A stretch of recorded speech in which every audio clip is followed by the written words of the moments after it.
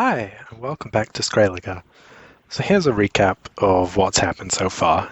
In 1042 CE, the Vikings led by Mikael Fredesson land in Skrælige. They have some conflicts with the Abenaki, the local Native Americans, which leads to a minor skirmish and building some walls. But otherwise, it's relatively peaceful. And then a big epidemic hit in 1053, which killed a lot of people, but impacted the Abenaki worse. And then to round out the 11th century, the middle Abenaki village kind of became more integrated with the Norse settlers. It was named Midötunga and joined the Skrælingen Thing in 1062, the Thing being the assembly of Skrælige. Then the original landing site where they landed in 1042 became its own village, Smarvik. That was settled in 1085. And then in order to connect all those towns, the Almannavegur, or Great Road, was built in 1101. One of the unique features of the Sigwan River was its fluctuating flow, that the river line constantly moved back and forth. And this led to fairly frequent floods, but most of the time they were minor. They kept the valley nice and fertile for all the farming. But in March of 1123, heavy rainfall, storm surge, and snowmelt all mixed together to create a great flood, otherwise known as the Storrfloð. The damage was extensive. Between the town walls and the river, most of the buildings were ruined, and there was some damage within the walls, though the earthworks did stop the worst of the damage. The Abenaki village further upstream was less badly affected, but there was enough damage. But that, combined with the earlier epidemic, led them to just retreat further inland. The magnitude of the damage was partly due to erosion. Thanks to the clear-cutting of the forest, the ground started to erode more quickly, and that made the flooding a lot worse.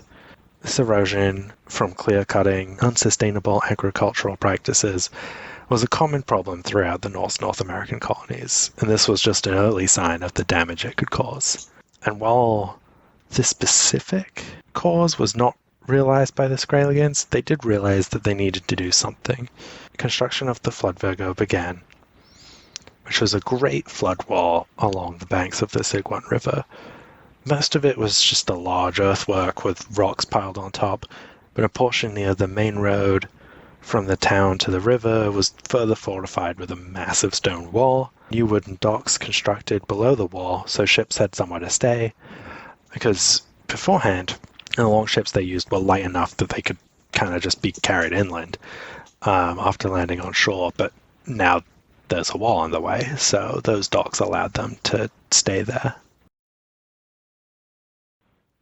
After the damage of the flood, though, Skrælige was able to fairly quickly rebound. The Abenaki retreating inland, more fishing areas opened up, and more trees came down to clear land for more farms, which grew agricultural output. And all this led to an increase in trade up the coast to Humarvik and Straumfjord, and it better connected Skrælige to the larger Norse economy. This led to domestic growth as well.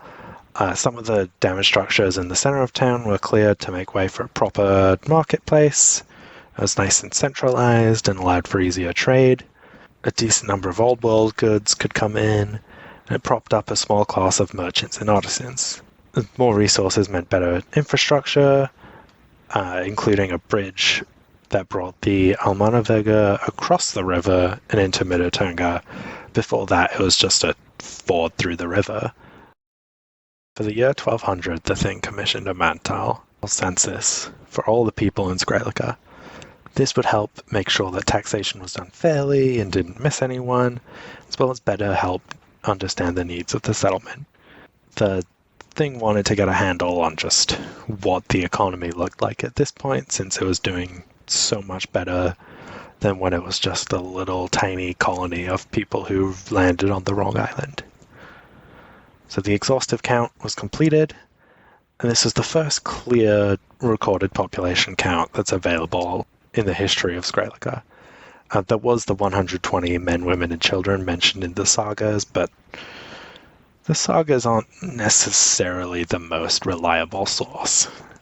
So the breakdown of the population of Skrælige, there were 314 people in Skrælingborg. 179 of them were within the walls, and the rest were either just outside the walls or there's a couple villages right nearby. There were 61 people in the village of Middeltunga, 57 in Smarvik, and then there was 17 in the small settlement of Nordstauder, which was just a little farming community on the other side of the Sigwan River.